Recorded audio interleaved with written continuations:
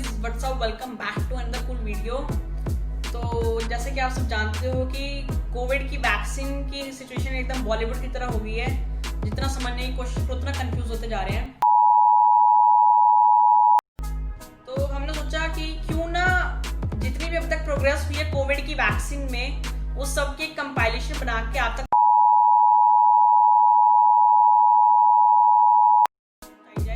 So here we are. So without wasting any further time, let's be scientific.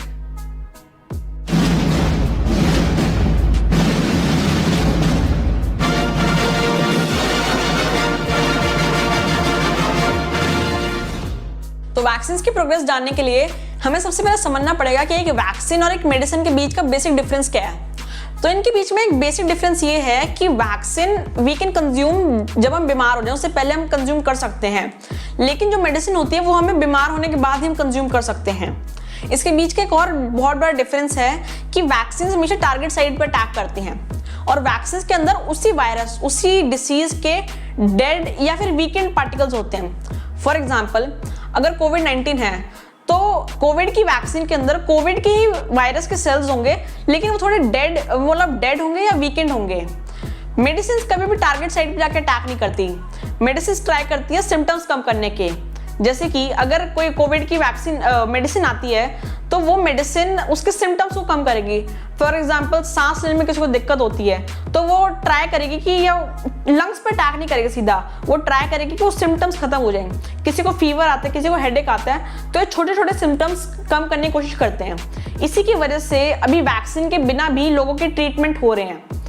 Basically लोगों को कुछ treatment provide किए जा रहे हैं, कुछ मेडिसिन प्रोवाइड किए जा रही हैं जिसकी वजह से उनका ऑक्सीजन लेवल कम ना हो, जो कोविड में एक बेसिक इशू है। मोर ओवर वो उनको जैसे सिम्टम्स जैसे हेडेक है, फीवर है, तो वो कम हो जाए। तो ये मेडिसिन उसी के लिए हो रही है, ट्रीटमेंट इसलिए हो रहा है अभी जब तक वैक्सीन नहीं आई है। तो वैक्सीन का मतलब और वैक्सीन के बारे में जानने के बाद हमें ये पता करना है कि वैक्सीन की प्रोसेस क्या होती है। तो बेसिकली इसमें 4 स्टेप्स होते हैं, that include pre clinical trial, phase 1 trial, phase 2 trial and phase 3 trial. Pre clinical trial में क्या होता है, इसमें वायरस के ऊपर या किसी बैक्टीरिया या डिसीज के ऊपर स्टडीज कंडक्ट की जाती हैं कि क्या उसके एंटी हैं, वो कैसे मल्टीप्लाई हो रहा है, वो कैसे बिहेव कर रहा है एक्सटर्नल इंटरनल एनवायरमेंट्स में। उसके बाद आता है फेज 1 ट्रायल।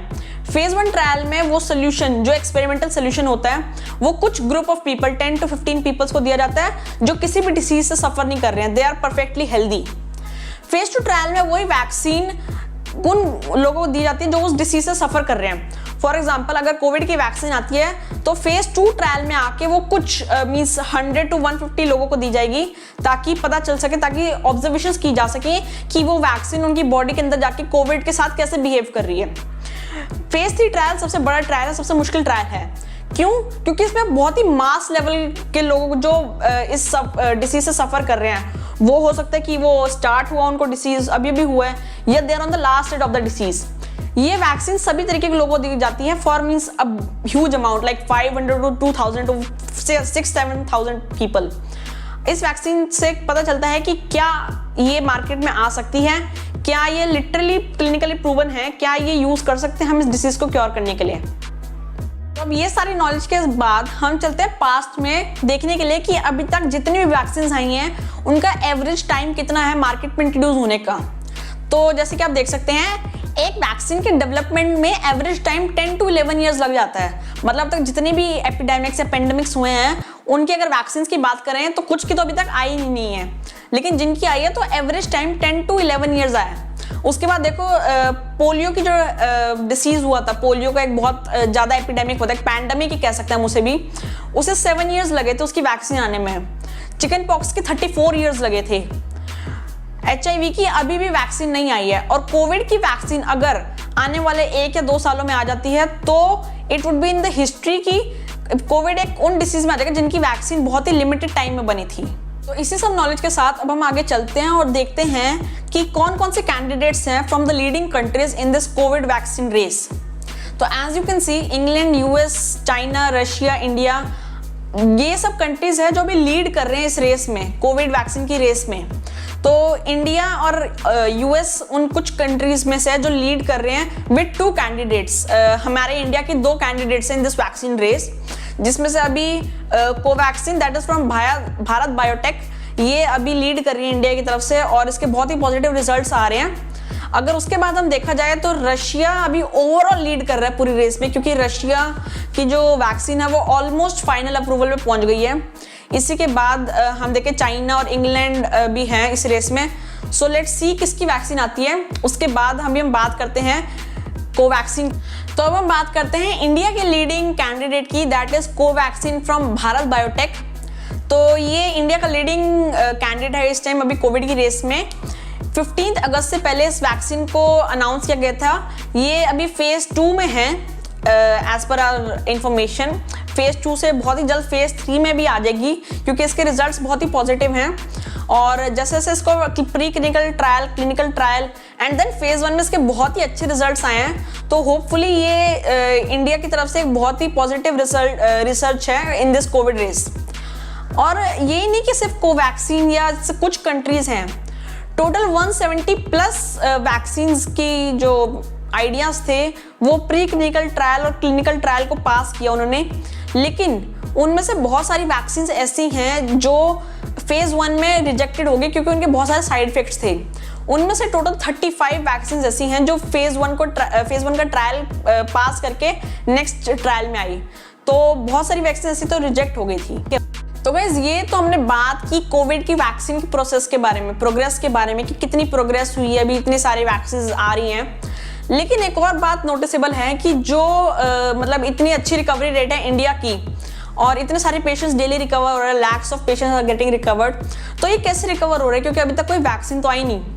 तो इसी के लिए बहुत सारी मेडिसिन मार्केट में आई हैं, जैसे कि ग्लेनमार्क जो इंडिया का एक बहुत ही ट्रस्टेड फार्मेसी ब्रांड है, उसी ने फैबीफ्लू नेम्ड की अपनी एक टैबलेट लॉन्च की थी, that was for 103 rupees per tablet.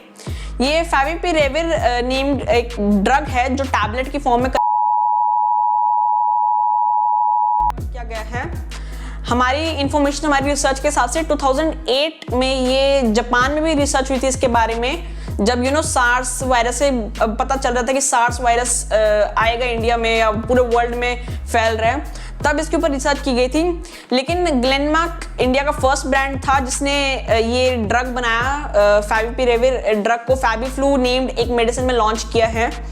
और इसी के साथ साथ बहुत सारी अलग कंपनीज ने, इंडिया की अलग अलग कंपनीज ने इसी ड्रग को टैबलेट की फॉर्म में लॉन्च करना शुरू कर दिया और बहुत सारी आपको मार्केट में मिलेंगी। लेकिन आपको एक जेंटल एडवाइस है कि आप कोई भी ड्रग या कोई भी ऐसी मेडिसिन आप ऐसे ना लें विदाउट डॉक्टर्स कंसेंट।